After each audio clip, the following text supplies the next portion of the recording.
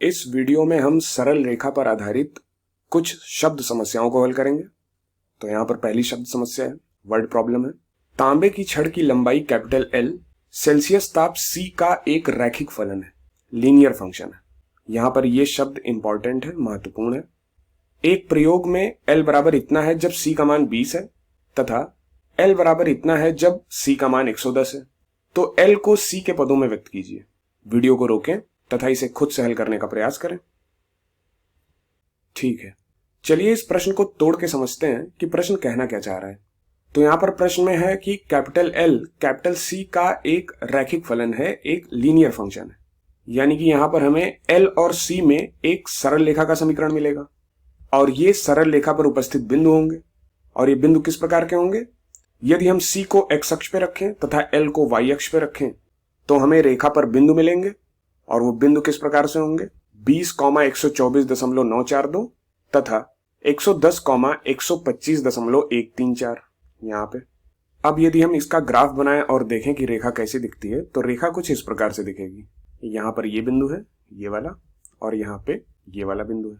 अब इस रेखा को देख के लगता है कि एक क्षैतिज रेखा है, लेकिन असल में ये एक क्षैतिज रेखा नहीं है, क्योंकि यदि एक क्षैतिज रेखा होती तो यहाँ पर L के मान में परिवर्तन नहीं हो रहा होता। यहाँ देखिए 124.942 है, यहाँ पे 125.134 है।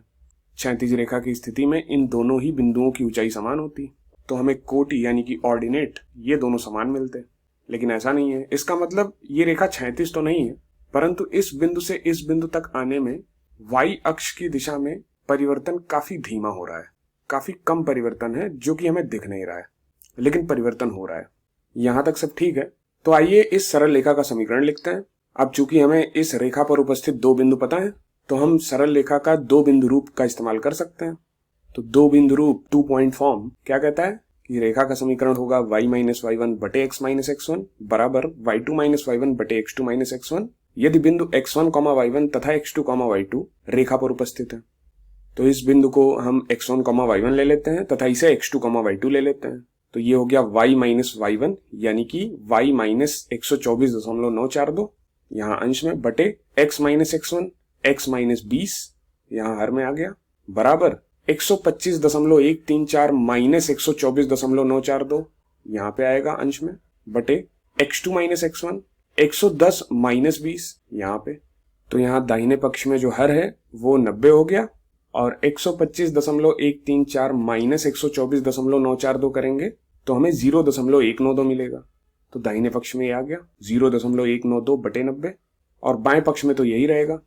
अब चलिए तिर्यक गुणा कर लेते हैं, क्रॉस मल्टीप्लिकेशन कर लेते हैं। तो इधर बाएं पक्ष में आ गया 90 गुणे y 90y माइनस 90 गुणे 124.942, तो ये हो जाएगा 11,224.78 बराबर 0.192 गुणे x यहाँ पे माइनस 0.192 गुणे 20 जो कि होगा 3.84।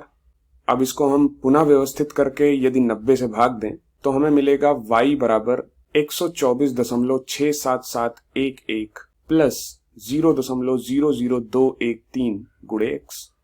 अब आइए समझते हैं कि ये समीकरण कहता क्या है।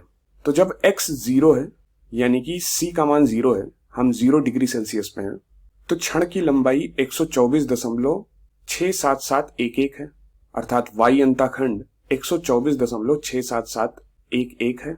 उसके बाद जैसे जैसे हम x को बढ़ाते हैं, मतलब जैसे जैसे हम तापमान बढ़ाते हैं, वैसे वैसे क्षण की लंबाई यानी कि y बढ़ता है और x का मान 1 बढ़ाने पर क्षण की लंबाई 0.00213 सेंटीमीटर बढ़ती है।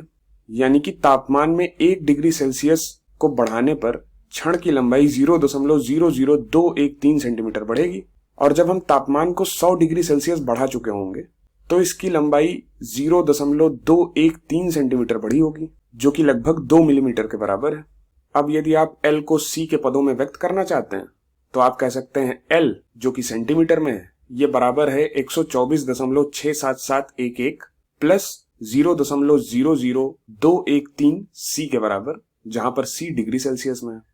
और ये एक सरल रेखा का समीकरण है, अर्थात ये एक रैखिक फलन है, लीनियर फंक्शन है। अब चलिए एक और प्रश्न को हल करते हैं। किसी दूध भंडार का स्वामी प्रति सप्ताह 980 लीटर दूध 14 रुपए प्रति लीटर के भाव से और 1220 लीटर दूध 16 रुपए प्रति लीटर के भाव से बेच सकता है। विक्रय मूल्य तथा मांग के मध्य संबंध को रैखिक मानते हुए, लीनियर मानते हुए यह ज्ञात कीजिए कि प्रति सप्ताह वह कितना दूध 17 रुपए प्रति लीटर के भाव से बेच सकता है। तो वीडियो को रोकें तथा एक बार खुद से हल करने का प्रयास करें। चलिए इसे मिलकर हल करते हैं। तो यहाँ पे प्रश्न में क्या कह रहा है कि जब दूध का भाव 14 रुपए प्रति लीटर था तो वह 980 लीटर दूध बेच रहा था, और जब दूध का भाव बढ़ गया 16 रुपए प्रति लीटर हो गया तो दूध की बिक्री और बढ़ गई, 1220 लीटर दूध बिका। अब कह रहा है कि जब दूध का भाव 17 रुपए प्रति लीटर हो जाएगा तो दूध कितनी मात्रा में बिकेगा, और यहाँ पर विक्रय मूल्य तथा मांग के मध्य संबंध को रैखिक मानते हुए यह हमें ज्ञात करना है। यदि हम संबंध को रैखिक माने, लीनियर माने, तो यहां से हमें साफ साफ दिख रहा है कि दूध ज्यादा मात्रा में बिकेगा, क्योंकि जब दाम बढ़ रहा है तो बिकने वाले दूध की मात्रा भी बढ़ रही है। अर्थात जब 17 रुपए प्रति लीटर के भाव से दूध बेचेंगे तो ज्यादा मात्रा में दूध बिकेगा। तो चलिए इसको ग्राफ बना के समझते हैं। तो यहाँ पे हम एक्स अक्ष बनाते हैं, यहाँ पे वाई अक्ष। एक्स अक्ष पर हम रखेंगे विक्रय मूल्य को और वाई अक्ष पर रखेंगे दूध की मांग को, डिमांड को। विक्रय मूल्य को हम सेलिंग प्राइस कहते हैं इंग्लिश में। अब चूंकि यदि हम दूध की मांग को देखें, डिमांड को देखें, तो यहाँ पे 980 लीटर है, यहाँ 1220 लीटर है, तो ये काफी बड़ी संख्याएं हैं। तो वाई अक्ष पर हम जो संख्याएं दिखाएंगे वो सैकड़े में होंगी। तो ग्राफ कुछ इस तरह से दिखेगा। ये एक्स अक्ष है, ये वाई अक्ष है। एक्स अक्ष पर हम विक्रय मूल्य को दर्शाएंगे तथा वाई अक्ष पर हमने मांग को दर्शाया है। 5 का मतलब हुआ 5 गुणे 100, 10 का मतलब हुआ 10 गुणे 100, 15 का मतलब हुआ 15 गुणे 100। तो ये सारी संख्याएं सैकड़े में लिखी हुई हैं। अब यहाँ पर ध्यान दें तो इस रेखा पर 3 बिंदु आपको दिख रहे हैं। एक बिंदु है 14,9.8, यानी कि जब दूध का विक्रय मूल्य 14 रुपए प्रति लीटर था तो 9.8 गुणे 100 लीटर दूध बिका। चूंकि हमने वाई अक्ष पर संख्याएं सैकड़े में दिखाई हैं तो ये 9.8 का मतलब हुआ 9.8 गुणे 100, जो कि हो गया 980। तो जब दूध का विक्रय मूल्य 14 रुपए प्रति लीटर था तो 980 लीटर दूध बिका, यानी कि 14 रुपए प्रति लीटर पे प्रति सप्ताह 980 लीटर दूध की डिमांड थी। अब दूसरा बिंदु यदि हम देखें तो यह है 16,12.2, यानी कि जब दूध का भाव 16 रुपए प्रति लीटर था तो प्रति सप्ताह दूध की मांग थी 12.2 गुणे 100, यानी कि 1220 लीटर। 1220 लीटर दूध की डिमांड थी। अब हमसे पूछा गया है कि यदि विक्रय मूल्य 17 रुपए प्रति लीटर हो, यानी कि x का मान 17 हो, तो y का मान हमें ज्ञात करना है। अर्थात 17 रुपए प्रति लीटर के हिसाब से प्रति सप्ताह कितना दूध बिकेगा वो हमें ज्ञात करना है। अर्थात x बराबर 17 है तो y कितना होगा। अब चूंकि विक्रय मूल्य तथा मांग के मध्य संबंध को रैखिक माना गया है, लीनियर माना गया है, तो हमें एक सरल रेखा मिलेगी। जो 2 ज्ञात बिंदु हैं उनको मिलाने से हमें एक सरल रेखा मिलेगी और वो तीसरा बिंदु इसी सरल रेखा पर उपस्थित होगा। तो x बराबर 17 पे यदि हमें y ज्ञात करना है तो हम x बराबर 17 पे एक ऊर्ध्वाधर रेखा खींच देते हैं, वर्टिकल लाइन खींच देते हैं। यहाँ पे देखिए सफेद रंग से खींची गई है, और हम देखते हैं कि ये हरी रेखा को कौन से बिंदु पे काटती है। तो जब हमने ये ऊर्ध्वाधर रेखा खींची तो ये हरी रेखा को इस बिंदु पे काट रही है। अब इसकी ऊंचाई यदि हम देखें तो इसकी ऊंचाई 13.4 के बराबर है। अर्थात x बराबर 17 पर y का मान 13.4 है। अर्थात y 13.4 गुणे 100 है, क्योंकि y अक्ष पर हमने संख्याओं को सैकड़े में दर्शाया है। इसका मतलब 17 रुपए प्रति लीटर के भाव से वह 1340 लीटर दूध प्रति सप्ताह बेच पाएगा। तो 17 रुपए प्रति लीटर पर वह 13.4 गुणे 100 बराबर 1340 लीटर दूध बेच सकता है। तो इस तरह से हमने इस प्रश्न का उत्तर ग्राफ के माध्यम से निकाला है। लेकिन यदि आप ग्राफ बहुत सटीकता से न बना पाए तो आप इसे आंकिक रूप से हल कर सकते हैं। कैसे? आप इन 2 बिंदुओं की मदद से इस रेखा का समीकरण ज्ञात कर सकते हैं। तो इन दोनों बिंदुओं का इस्तेमाल करके हम समीकरण ज्ञात कर सकते हैं। अर्थात हम रेखा का समीकरण 2 बिंदु रूप में लिख सकते हैं। वो होगा y माइनस y1 बटे x माइनस x1 बराबर y2 माइनस y1 बटे x2 minus x1। x1 comma y1 ले लिया 14,9.8, x2 कॉमा y2 ले लिया 16,12.2। तो x1 का मान हो गया 14 और y1 का मान हो गया 9.8। तो बाएं पक्ष में हमें मिल जाएगा y माइनस 9.8 बटे x माइनस 14।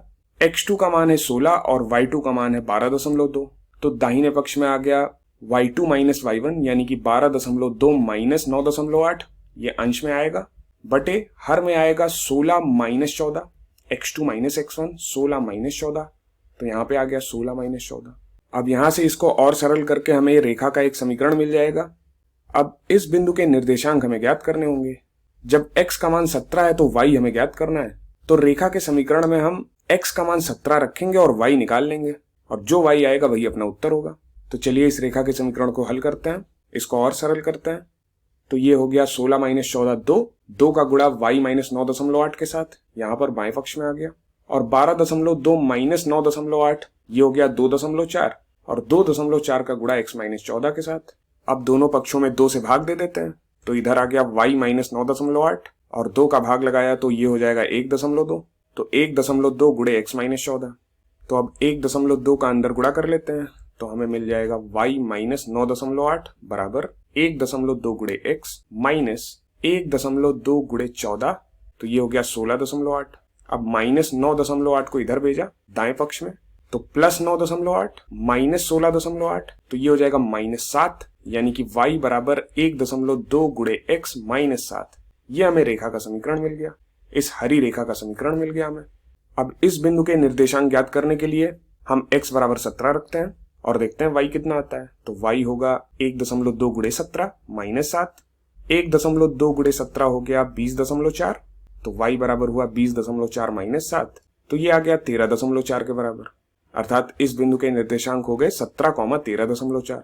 तो 17 रुपए प्रति लीटर के भाव से कितना दूध वो बेच पा रहा है, चूंकि ये सैकड़े में है तो 13.4 गुणे 100, ये हो गया 1340 लीटर। तो इस तरह से हम या तो ग्राफ की मदद से प्रश्न का उत्तर दे सकते हैं या फिर आंकिक रूप से हल करके प्रश्न का उत्तर निकाल सकते हैं।